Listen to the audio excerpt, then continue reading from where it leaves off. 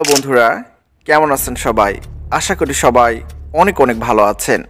আজকের এই ভিডিওতে আমি যারা একেবারেই বেকার, শিক্ষাগত যোগ্যতা নেই বা পঞ্চম শ্রেণী পাস, তাদের জন্য আজকের এই ভিডিওটি নিয়ে এসেছি। আপনাদের একটি চাকরির সন্ধান দিব, যেখানে আপনারা খুব সম্মানজনকভাবে চাকরিটি করতে পারবেন।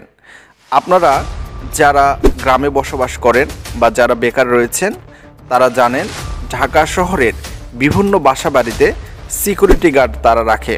তারা কিন্তু এই চাকরিতে আপনাকে দুবেলা খাবারেরও ব্যবস্থা করে দেয়, সেটা ফ্রি।